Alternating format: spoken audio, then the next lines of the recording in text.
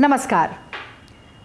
कहते हैं कि संवाद और समन्वय पर लोकतंत्र आधारित है और आज के समय में जब ख्वाबों पर चौकसी हो, विचारों पर पहरा लगा हो और अभिव्यक्ति को आए दिन कटघरे में खड़ा किया जाता हो तो संवाद की प्रासंगिकता और ज़्यादा बढ़ जाती है। अब देखिए, यूँ तो कहते हैं कि सत्ता पक्ष के साथ संवाद साधना बहुत ही कठिन काम है, पर मैं कहूँ कि कांग्रेस की दो पीढ़ियों के बीच में संवाद या संपर्क होना बहुत ही आसान है।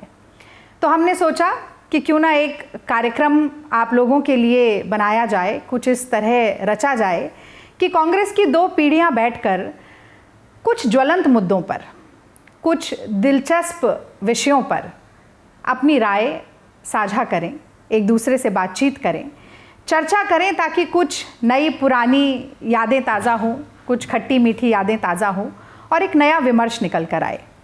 तो इसी चर्चा, इसी बातचीत के लिए आज मैं रागिनी नायक, कांग्रेस की राष्ट्रीय प्रवक्ता, और आदरणीय सलमान खुर्शीद साहब, जिनकी तारीफ़ में, या मैं कहूँ कि जिनका परिचय देते हुए मुझे ये कहना पड़ेगा कि कलम ना हो तो लहू तर्जुमा नहीं होता, इस दौर में आंसू जुबा नहीं होता, और जहाँ जाएगा वहीं रोशनी फैलाएगा, क्योंकि किसी चिराग का अपना मकान नहीं होता। तो एक बहुत ही बहुआयामी व्यक्तित्व के धनी, जिन्होंने जीवन में बहुत किरदार अदा किए, बहुत अलग अलग रोल बड़ी जिम्मेदारी के साथ निभाए, उनसे अलग अलग विषयों पर चर्चा करना मैं समझती हूँ आज एक बहुत ही सुखद अनुभव होने वाला है। तो पहली बात, सलमान जी, आप एक बड़ा ही लंबा सामाजिक और राजनीतिक जीवन आपने तय किया।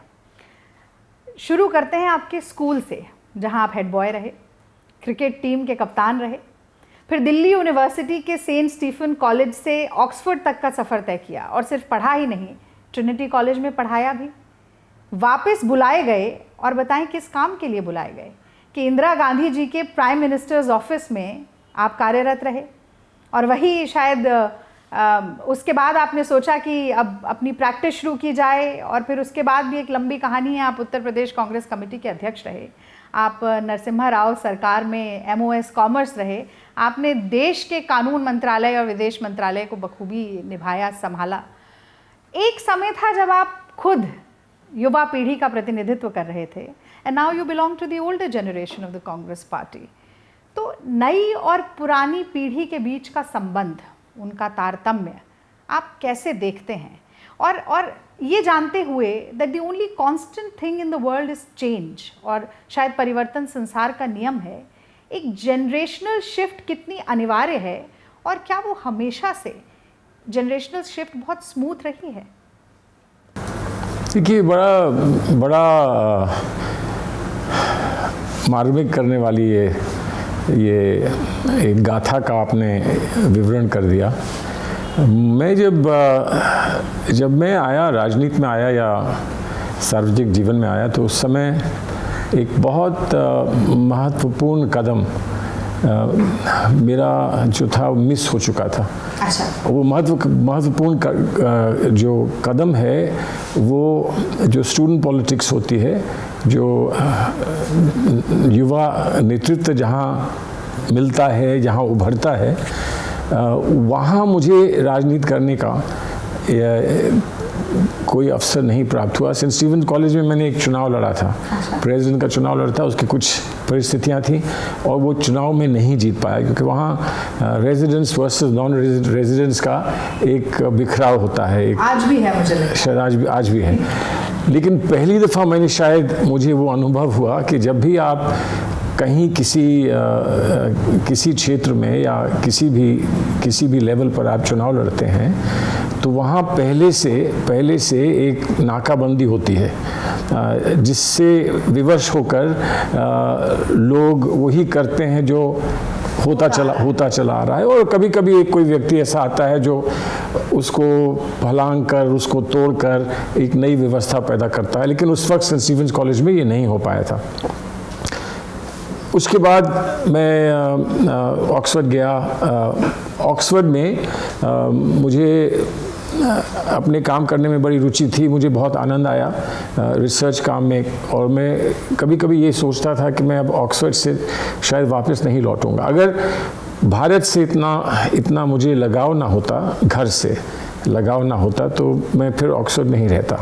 और क्योंकि वहाँ का जो जीवन है वो इतना उदार सा जीवन है और इतना संतुष्ट करने वाला जीवन है किसी भी सोचने वाले व्यक्ति को, कि मैं वो छोड़ नहीं सकता था। लेकिन भारत की एक लगाव था, देश से, अपने घर से, परिवार से, तो मैं लौट कर यहाँ आया। जब मैं लौट कर यहाँ आया तो मेरी जो पीढ़ी के नौजवान थे वो राजनीति में आ चुके थे, वो राजनीति में काफ़ी आगे बढ़ चुके थे। बट मैंने ये तय किया कि कुछ दिन प्रधानमंत्री कार्यालय में काम करूँगा, क्योंकि मुझे एक बहुत बड़ा सम्मान मिला जब मुझे वहाँ 28 वर्ष की उम्र पर मुझे वहाँ काम करने का अवसर प्राप्त हुआ।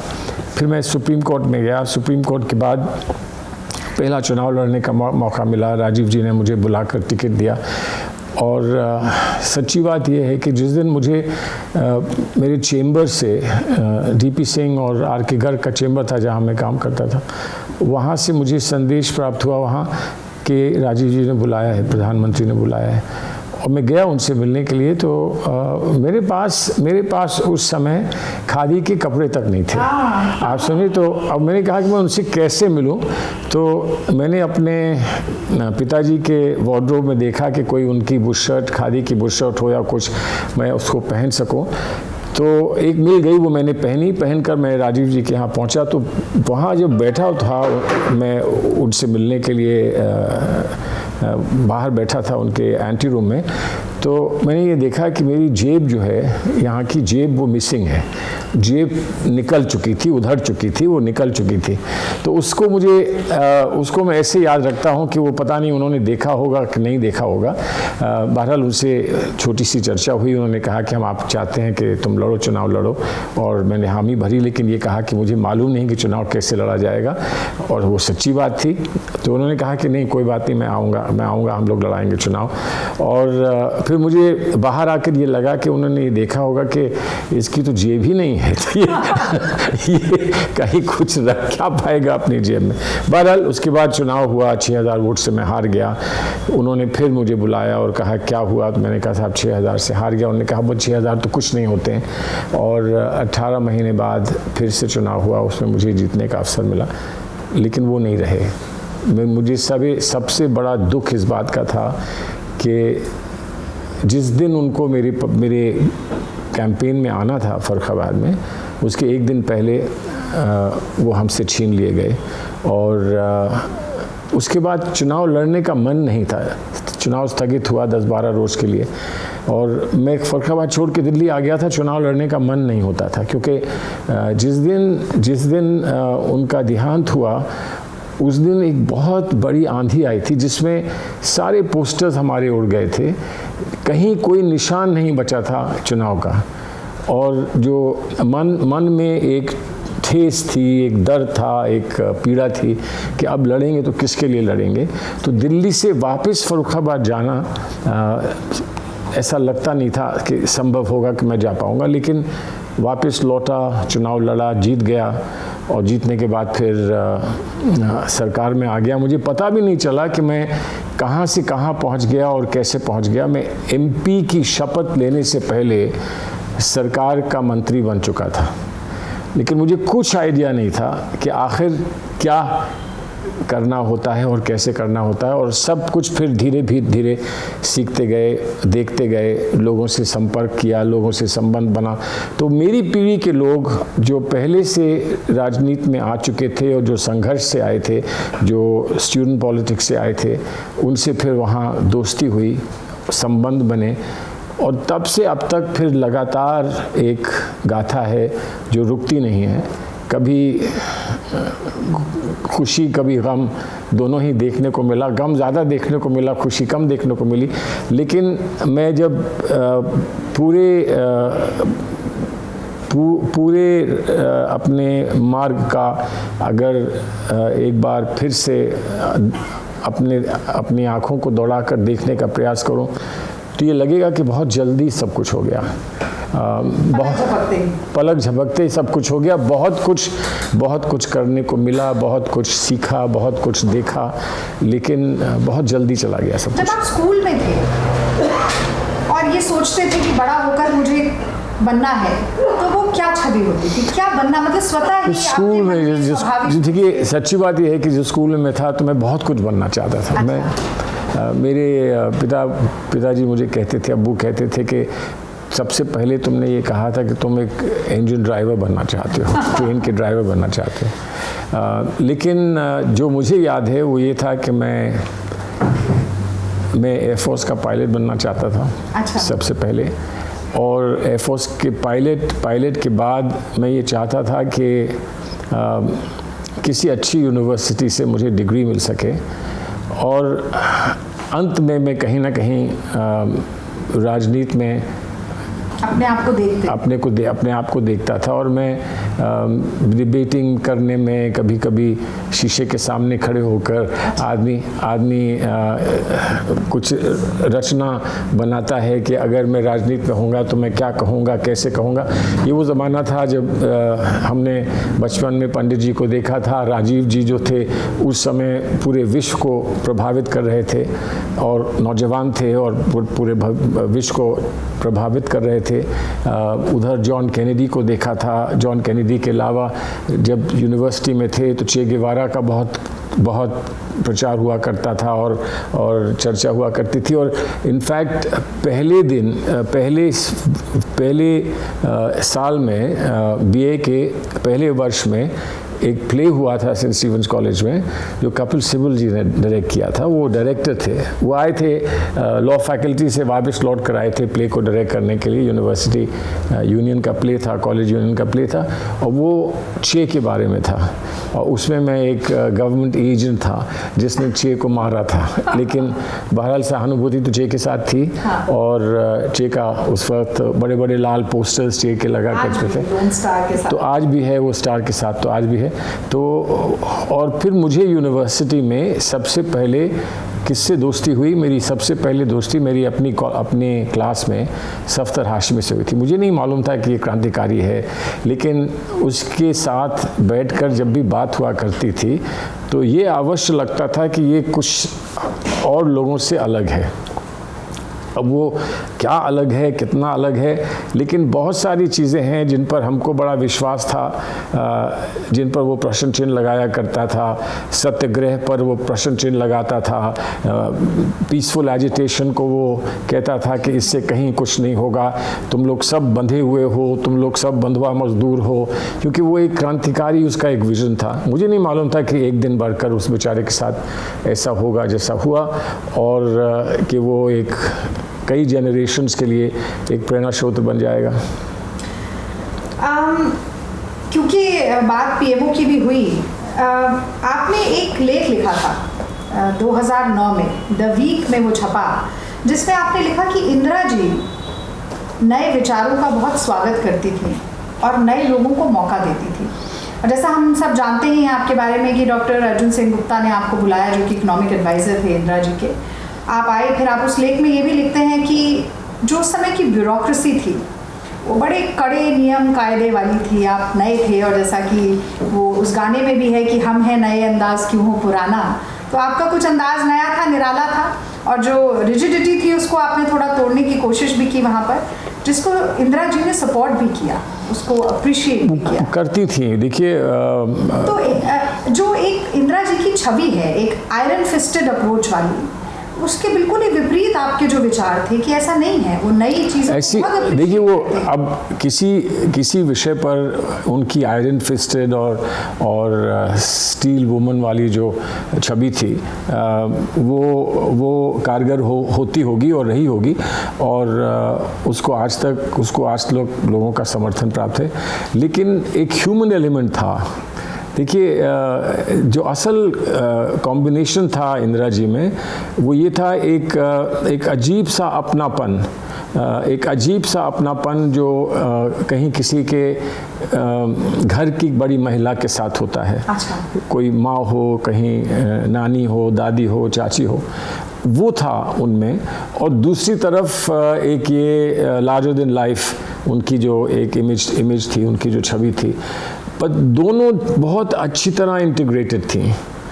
उनके साथ ऐसा कभी नहीं लगा कि मैं एक तुच्छ सा व्यक्ति कहाँ इंदिरा जी के सामने बैठकर कुछ कह सकता हूँ। वो निकलवाती थी अच्छी अच्छी बातें, और कभी ऐसा नहीं लगा कि तुम अभी छोटे हो, चुप रहो, उनको बात करने दो।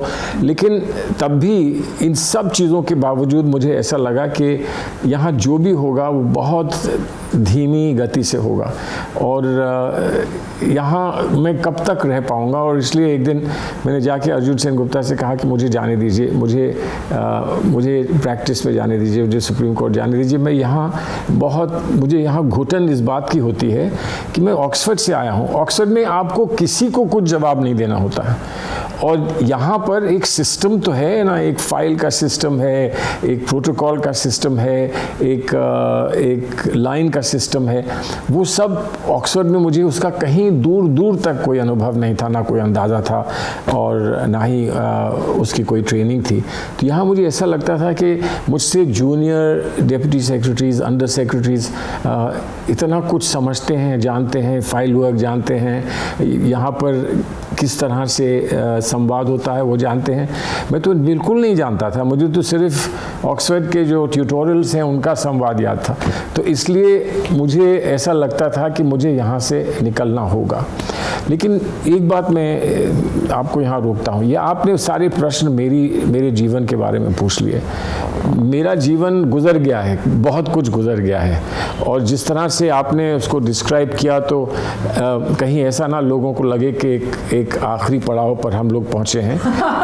अभी बहुत कुछ आगे करने की इच्छा है, चेष्टा है, इच्छा है। लेकिन एक बात ये पूछना चाहूँगा कि ये समय निकल गया जिसकी अभी हमने चर्चा की है, लेकिन जो हमारी नई जनरेशन है हमारी पार्टी की, और आपकी बाद की भी जनरेशन है, लेकिन जो आप लोगों की जनरेशन है उसने हमको कैसे देखा होगा, या हमसे क्या कुछ अपेक्षा की होगी, और करके वो अब कहाँ पहुँचे हैं और आज क्या सोचते हैं। आज हमारे बहुत नौजवान नेता हैं, राहुल जी हैं, प्रियंका जी हैं, बहुत नौजवान नेता हैं जो आयु में और शायद विचारधारा में, सोच में आप लोगों से ज़्यादा करीब हैं, क्योंकि वो जो एक नौजवान की चेष्टा और नौजवान की जो एक सोच होती है उसका और अनुभवी लोगों में कुछ ना कुछ अंतर अवश्य होगा।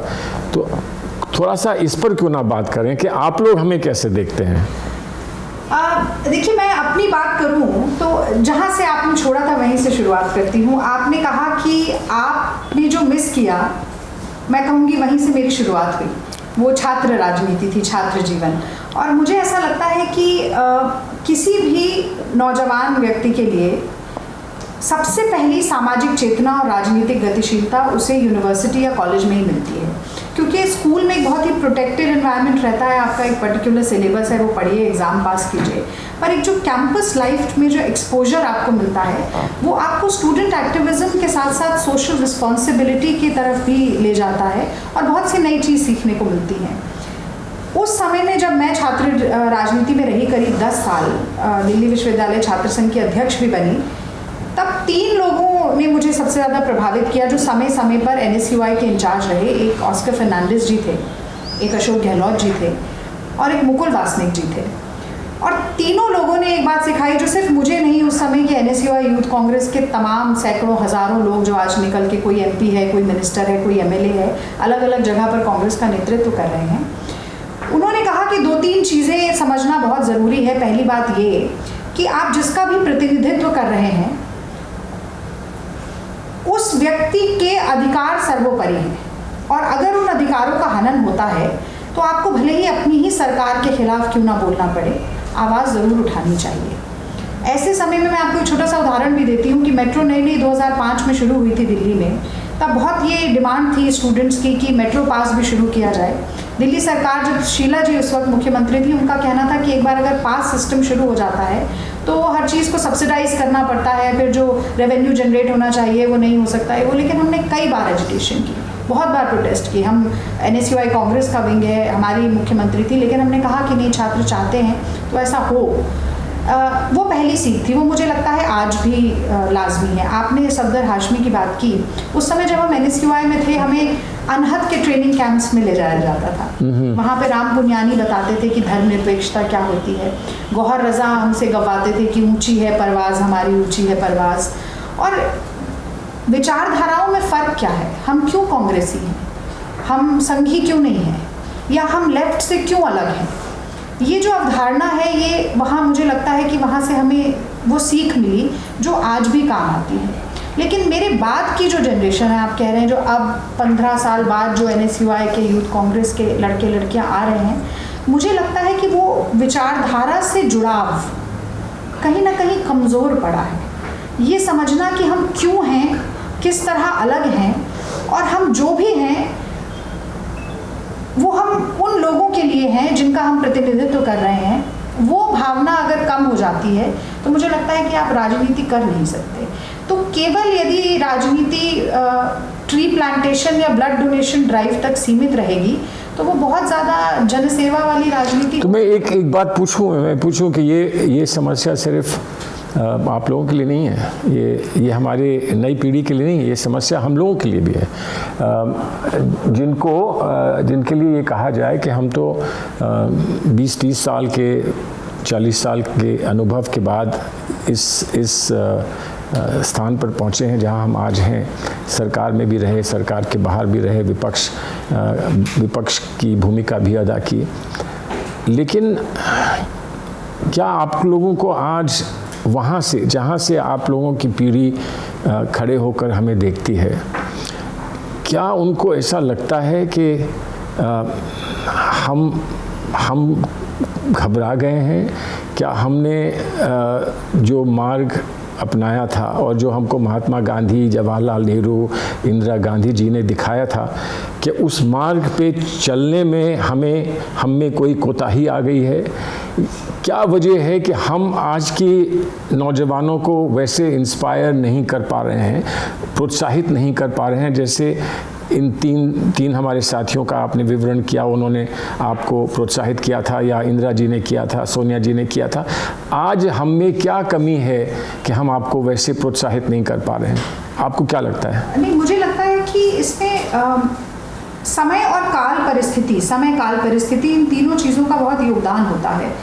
आज की चुनौतियां जो हैं सर, मुझे लगता है कि वो थोड़ी अलग हैं उस समय की चुनौती से। जब आप सत्ता में नहीं होते हैं तब आप अपने आसपास के परिदृश्य को कैसे देखते हैं, और जब आप सत्ता में होते हैं तब आपका क्या नज़रिया होता है, ये अलग है।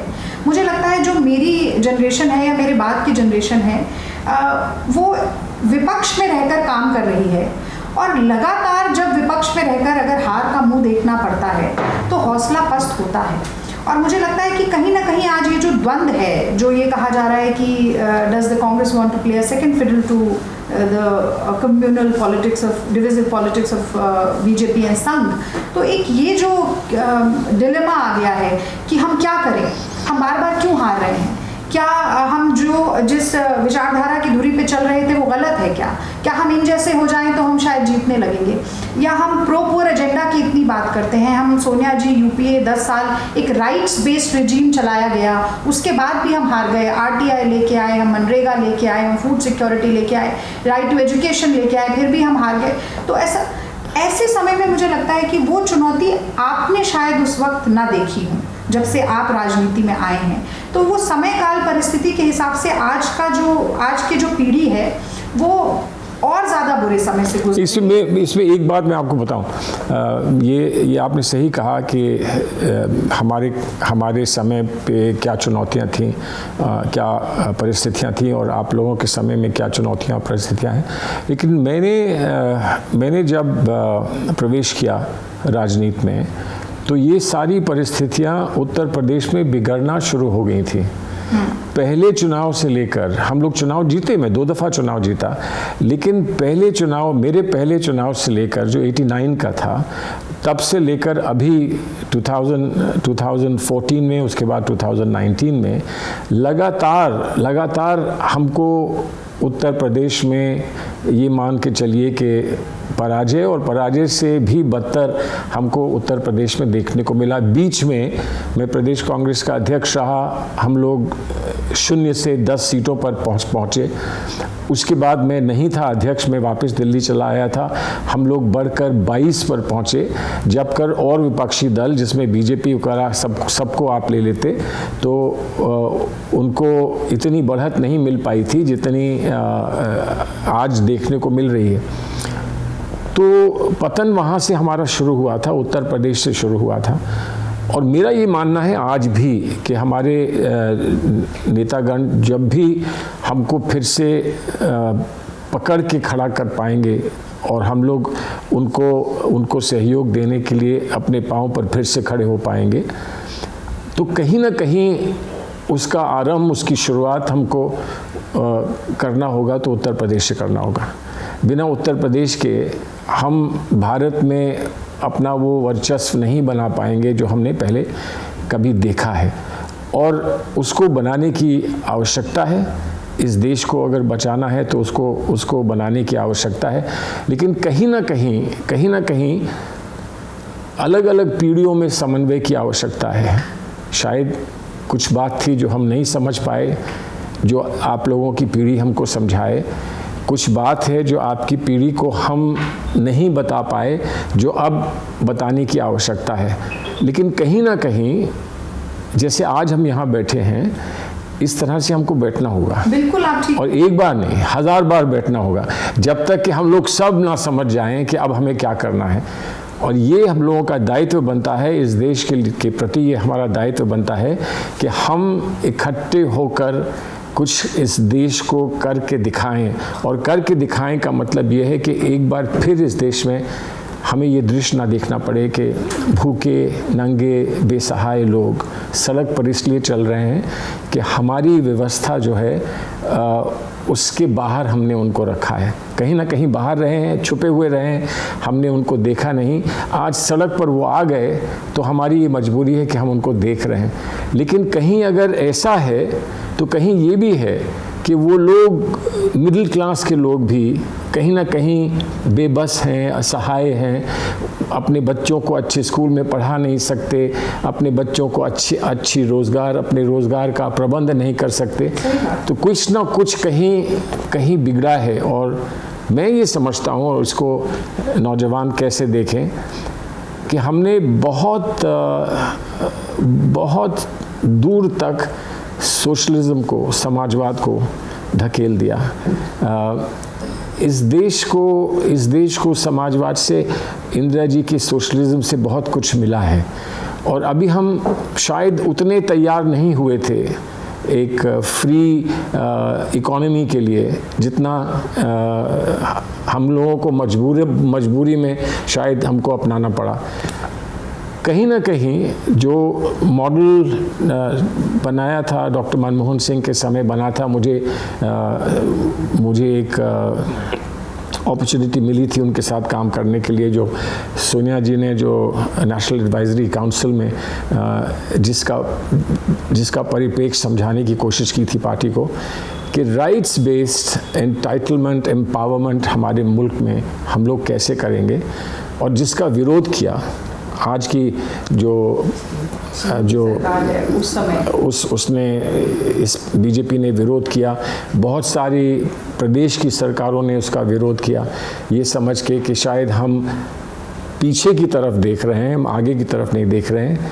और वहीं कहीं एक बहुत बड़ी कमी हुई। और मैं पर्सनली मानता हूँ कि मंत्री की हैसियत से मेरे लिए अगर आप मुझसे ये पूछें कि सबसे बड़ा फेलियर आपका क्या रहा, तो मैं ये मानता हूँ कि इक्वल अपॉर्चुनिटी कमीशन हम इस देश को नहीं दे पाए।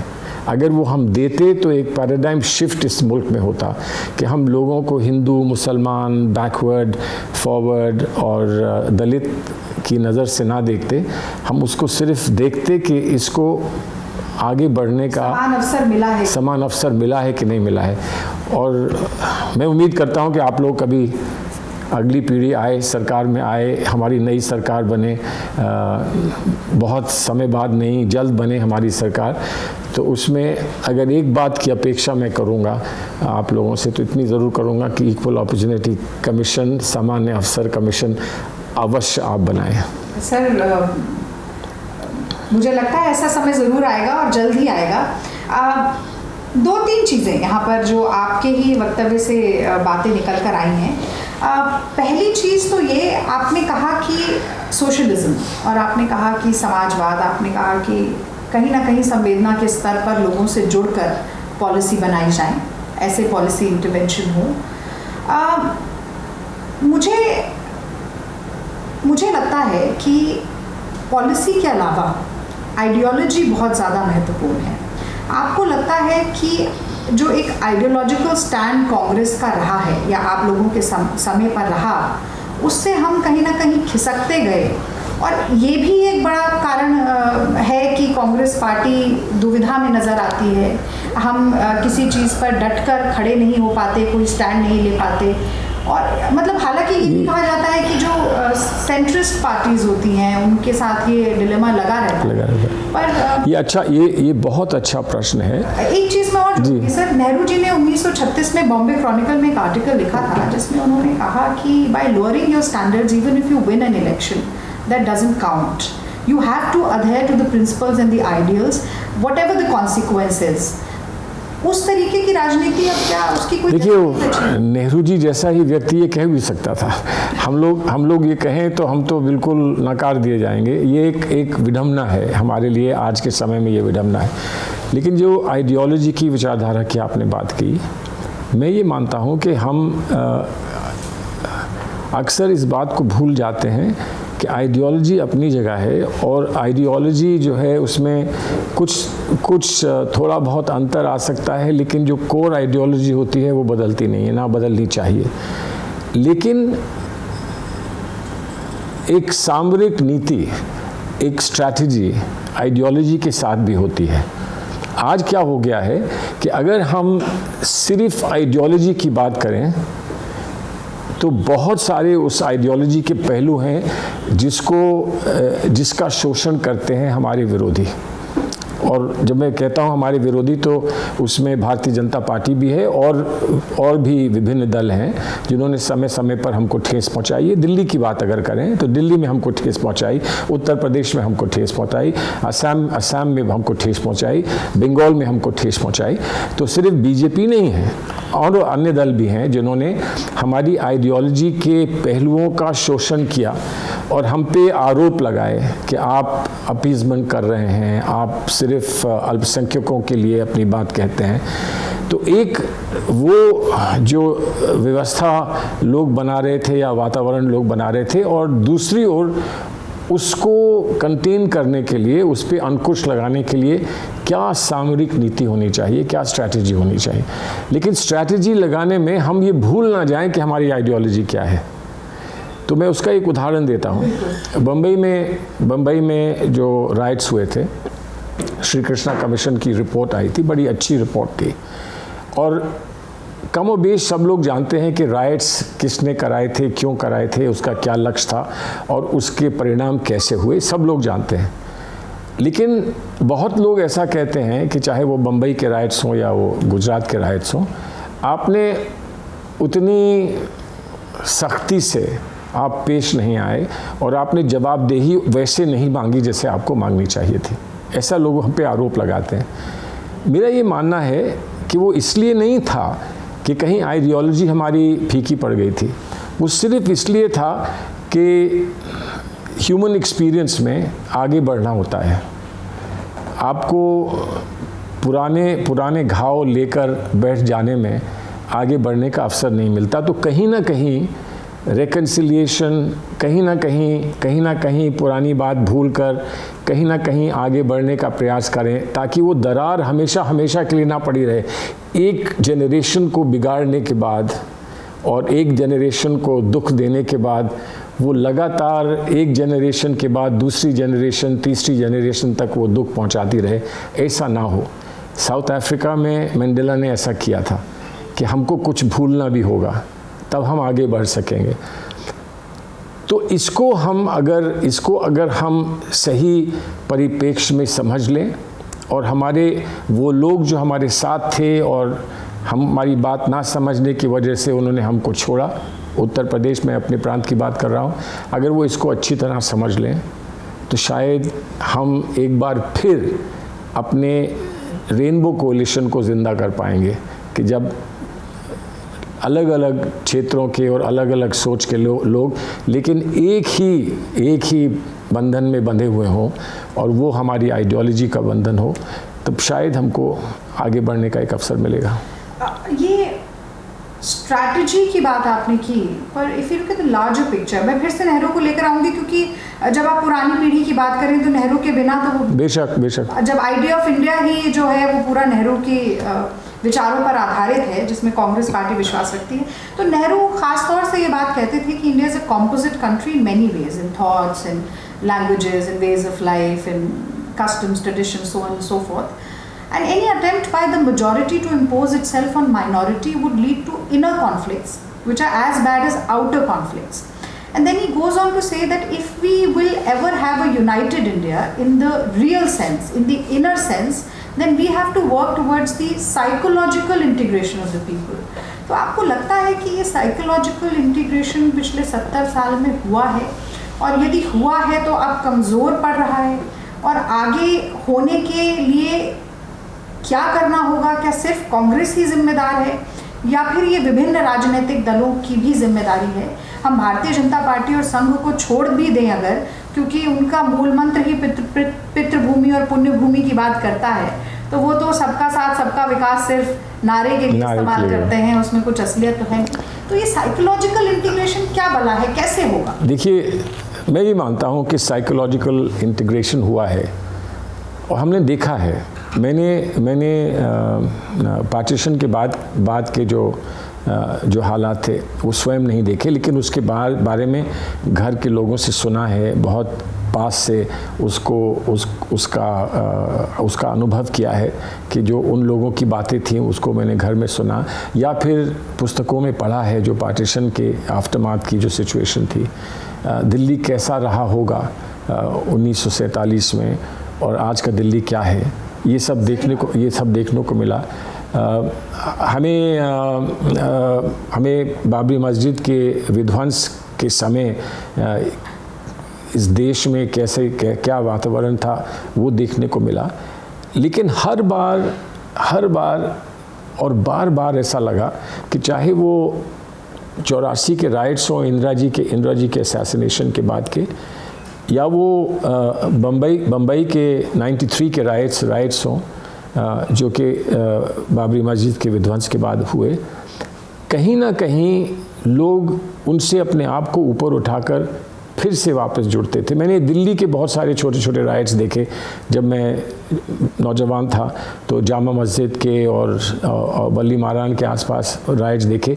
बल्कि मुझे याद है कि हम इंदिरा जी को पहली बार, इंदिरा जी चुनाव हारी थी और उसके बाद राइट्स हुए थे, और राइट्स में हम पहली बार इंदिरा जी को लेके गए थे वहाँ, और मैंने गुलाब की पंखड़ियाँ बरसती हुई देखी उन पर जामा मस्जिद में, और इमाम साहब बाहर निकल के सीढ़ियों पे आ गए थे इस उम्मीद में कि किसी तरह से इंदिरा जी बढ़कर उनसे मिलने, और वो हुआ कि इंदिरा जी बढ़कर उनसे मिली थी, और वो व्यक्ति जिन्होंने इंदिरा जी का विरोध किया था।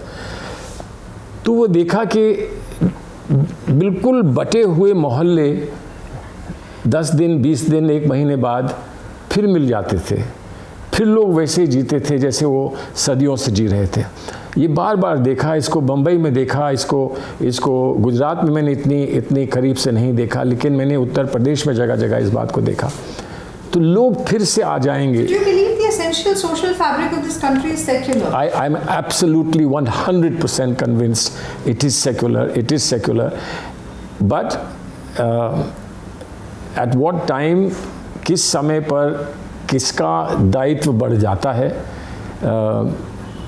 बहुसंख्यक और अल्पसंख्यक के बीच में कब किसका दायित्व बढ़ जाता है, वो शायद समय समय पर उसमें अंतर आ जाता है। लेकिन हम लोग हैं सेक्युलर, बुनियादी तौर पर हैं सेक्युलर, और इसी वजह से मुझे विश्वास है कि हमारी पीढ़ी के बाद आप लोगों की पीढ़ी को एक सेक्युलर हिंदुस्तान हम लोग सौंप के जा पाएंगे, ऐसा मेरा विश्वास है। इसीलिए सर मुझे लगता है कि विचारधारा हमारी किसी भी पॉलिटिकल एक्शन का पिवटल पॉइंट होना चाहिए। I mean you'll have to have a sound ideological basis, otherwise वो हमेशा ये रहेगा कि थोड़ा सा ऐसा कर लें तो शायद जीत जाएं, थोड़ा सा वैसा कर लें तो शायद जीत जाएं। एक कहावत है, uneasy lies the head that wears the crown. तो जो क्राउन ऑफ सेक्युलरिज्म आपने और हमने और हमारे पहले आने वाले लोगों ने और हमारे बाद में आने वाले लोगों ने पहना है, वर्चुअली पहना है, स्पिरिचुअली पहना है, वो उस क्राउन का दायित्व भी है, उस क्राउन का बोझ भी है, उस क्राउन की एक अपेक्षा भी है, उस क्राउन का एक वायदा भी है कि इसको हमें निभाना है। जो वादा किया वो निभाना पड़ेगा। एक जल्दी से मैं आपसे सवाल और पूछना चाहती हूँ। 1999 में आपका एक बहुत ही बढ़िया डिस्कशन हुआ था टाइगर पटौदी के साथ, जो छपा भी था, और उसमें आप चर्चा करते हुए आपने ये कहा कि you generally feel very disconcerted about the fact that politics and politicians have been stereotyped and typecasted, और वो कुछ इस अंदाज में कि बहुत बार लोगों को ये कहा जाता है कि you're not political enough, या ये कहा जाता है कि अरे आप तो भैया इस तरह से सोचते हैं, आप राजनेता हो ही नहीं सकते। To the extent that if a politician is upset about hypocrisy, or if a politician is upset about apathy or insensitivity or misuse or abuse of institutions, then people would turn around and say that probably you're too naive to be a politician.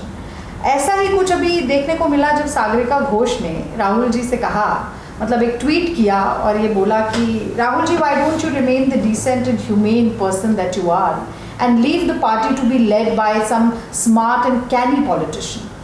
तो ऐसे दौर में जब किसी राजनेता की आलोचना ये कहकर की जाती है कि आप बहुत सच्चे हैं, सीधे हैं, बहुत सरल हैं, आप नैतिक हैं, इसीलिए राजनीति छोड़ दीजिए और किसी ज़्यादा चालाक आदमी को करने दीजिए, वो हमारी राजनीतिक व्यवस्था के बारे में क्या कहता है? मतलब एक तो गांधी जी थे, वो कहते थे कि भाई नैतिकता ही सार्वजनिक जीवन का केंद्र है, politics without principle is a sin, और एक ये समय है जब जर्नलिस्ट कह रहे हैं भैया आप बहुत सीधे हैं, आपसे ना हो पाएगा। मेरा सिर्फ एक जवाब है इसका। मेरा जवाब ये है कि हमारा जो कन्विक्शन है कि अच्छे लोग और सुलझे लोग और थिंकिंग लोग राजनीति में रहें और ट्रूली इंडिपेंडेंट सोल्स राजनीति में रहें, वो बहुत, मैं समझता हूँ कि हमारे भविष्य के लिए वो बहुत नेसेसरी है, बड़ा इम्पोर्टेंट है। और जो लोग ये समझते हैं कि ऐसे लोग पॉलिटिक्स नहीं कर सकते या उन्हें पॉलिटिक्स नहीं करनी चाहिए, मैं सिर्फ यही कह सकता हूँ कि I feel sorry for them. हम ऐसे लोग अगर पूरी तरह से खो बैठेंगे तो ये कहने वाले जो हैं वो सबसे पहले सर पीट लेंगे कि हमने क्या किया, कि हमने ऐसे लोगों से कहा कि तुम पॉलिटिक्स से अलग हो जाओ। और फ्रैंकली मेरा ये एक छोटा मुंह बड़ी बात है, एक मैसेज है टू आवर लीडरशिप कि I just hope that these kind of statements will never make them feel that they are unwanted. India needs good people. मुझे तो लगता है कि इससे और हौसला और बढ़ना चाहिए, यकीनन बढ़ना चाहिए। अगर ये है उन लोगों, even in your detractors, I mean this is the perception that you've created. Absolutely. बस दिल में ये बात कहते हुए आगे निकल जाएं कि हम होंगे कामयाब। और सर मुझे एक बात लगती है जो आपको बोलना भी चाहिए, क्योंकि बहुत सारे नौजवान वकील भी और बहुत से नौजवान लोग जो राजनीति का हिस्सा हैं ये सुनना ज़रूर चाहेंगे। मैंने उसी की बात शुरू में भी की कि अगर आप लगातार हार रहे हैं तो कहीं ना कहीं आपका हौसला कमज़ोर पड़ता है। तो ऐसे में आपने पूछा कि हम किस तरह से प्रेरित करें, पर आप ये बताइए कि क्या सोच कर हमें ये आगे बढ़ते रहना है निरंतर, और ये मानना है कि, और ऐसा कर रहे हैं, मतलब आप देखिए कि बहुत सार्थक ना होते हुए, इस वक्त सक्षम ना होते हुए बहुत प्रदेशों में हमारी सरकार नहीं है। राहुल जी लगातार ये प्रयास कर रहे हैं कि वो देश दुनिया के बड़े से बड़े एक्सपर्ट से बात करें और सरकार को सुझाव देने का काम करें। प्रियंका गांधी जी ने तो बसें खड़ी करवा दी, लेकिन सरकार कहती रही कि 800 हैं कि 900 हैं कि 1000 हैं। तो there are some, I think this government wants to find a problem to every solution that the Congress party is presenting। फिर भी हम अपना काम कर रहे हैं। हमारे सैकड़ों लाखों कार्यकर्ता ऐसे हैं जो खाना भी पहुंचा रहे हैं, ऐसे समय में अपनी गाड़ी से भी लोगों को पहुंचाने का काम कर रहे हैं। पर बहुत से लोग ऐसे भी हैं जो थोड़े निराश होंगे। जो निराश होंगे उनको सिर्फ यही कहूँगा कि देखिए, ये गवर्नमेंट ही एक प्रॉब्लम है, एक विचारधारा है इस गवर्नमेंट से संबंधित जो प्रॉब्लम है, और हम प्रॉब्लम से लड़ रहे हैं। और कभी आपको ऐसा लगे कि अब मेरी उम्र देखिए 20 साल हो गए, 30 साल हो गए, उत्तर प्रदेश के नौजवान जो थे 30 साल पहले, उनकी बात कर रहा हूँ कि अब हम कब तक रहेंगे, अब हमारे बच्चों को हम क्या सौंप के जाएंगे। तो वो याद करें कि ऐसे इस दुनिया में वो लोग गुजरे हैं, जैसे नेल्सन मंडेला, जो 27 साल पूरा जीवन बिता दिया उन्होंने, और एक छोटे से कमरे में पूरा जीवन बिता दिया, लेकिन अंततः वो कामयाब हुए, सफल हुए। और ये समझ के कि सफल होना सिर्फ अनिवार्य नहीं है कि आप अपने जीवन में सफल हों, लेकिन आप अगर किसी के लिए ज़मीन बना जाएंगे कि वो सफल हो जाए, तो आपको इतिहास याद रखेगा। एक छोटी सी बात मैं और जोड़ूंगी, क्योंकि आपने ये कहा, जब मैं NSUI की राष्ट्रीय महासचिव थी तब राहुल जी हमारे प्रभारी थे, और एक बार एक बड़ी सी वर्कशॉप हुई जिसमें सभी राष्ट्रीय पदाधिकारी बैठे थे। तो राहुल जी ने अनायास ही पूछा, वो ऐसे आपके साथ कई बार मेरी चर्चा हुई है कि वो अनायास ही कोई अचानक से एक प्रश्न पूछते हैं। तो उन्होंने कहा कि who is a leader, tell me. तो किसी ने कहा कि लीडर इज़ अ पायनियर, किसी ने कहा लीडर वो होता है जिसके फॉलोअर होते हैं, किसी ने कोई जवाब दिया, किसी ने कुछ। राहुल जी ने कहा कि देखिए, नेता वो व्यक्ति है जो अपने पीछे और नेता बना जाए। वही बात आपने भी, किसी के लिए ज़मीन बनाने का काम करना। तो मुझे लगता है कि ऐसे समय में आपने कहा कैसे प्रेरित कर सकते हैं, नए लोगों को मौका मिले आगे बढ़ने का, अपने नेतृत्व को संवारने का, अपनी प्रतिभा को दिखाने का, लेकिन बड़ों के अनुभव के साथ। क्योंकि जैसा कि घर में भी होता है, जब तक बड़ों से हमें सीख नहीं मिलती, हम जीवन में आगे बढ़ नहीं सकते। दो शब्द हैं, ज़मीर, ज़मीन। ज़मीर और ज़मीन लेकर हम आगे चलेंगे तो हम कामयाब होंगे, ऐसा मुझे पूरा विश्वास है। आज की चर्चा से बहुत चीज़ें सीखने को मिली और एक नया मार्गदर्शन भी मिला। आपका बहुत बहुत धन्यवाद सलमान सर। साथियों, देखिए, बहुत सी बार हमें ऐसा लगता है कि कहीं ना कहीं हम फंस गए हैं, आगे बढ़ नहीं पा रहे हैं, थोड़ी शिथिलता आ गई है, लेकिन उससे घबराना नहीं चाहिए। निरंतर अपनी मंजिल की तरफ आगे बढ़ते रहना चाहिए। और एक बात जो मैं आप सबसे कहना चाहती हूँ वो ये है कि असफलता एक चुनौती है, स्वीकार करो। क्या कमी रह गई देखो और सुधार करो। जब तक न सफल हो नींद चैन की त्यागो तुम, संघर्षों का मैदान छोड़ मत भागो तुम। कुछ किए बिना ही जय जयकार नहीं होती, कोशिश करने वालों की कभी हार नहीं होती। मुझे पूरा विश्वास है कि आज का ये संवाद आपको बहुत पसंद आया होगा। कोशिश रहेगी कि ऐसे ही बहुत से नए संवाद अलग अलग विषयों पर लेकर आपके साथ हम जुड़ सकें, क्योंकि एक नया रास्ता निकल कर आता है जब दो लोग बैठते हैं और कई विषयों पर, कई मुद्दों पर चर्चा करते हैं। एक नया नज़रिया निकल कर आता है और एक नई बात निकल कर आती है जो बहुत दूर तक जाती है। देखने के लिए बहुत बहुत धन्यवाद। और आगे भी यदि आप ऐसा कुछ करना चाहें तो हमने जैसे सोशल डिस्टेंसिंग को फॉलो किया, आप भी वैसा ही करें। इस कार्यक्रम के साथ जुड़ने के लिए आपका बहुत बहुत धन्यवाद, बहुत बहुत आभार। जय हिंद।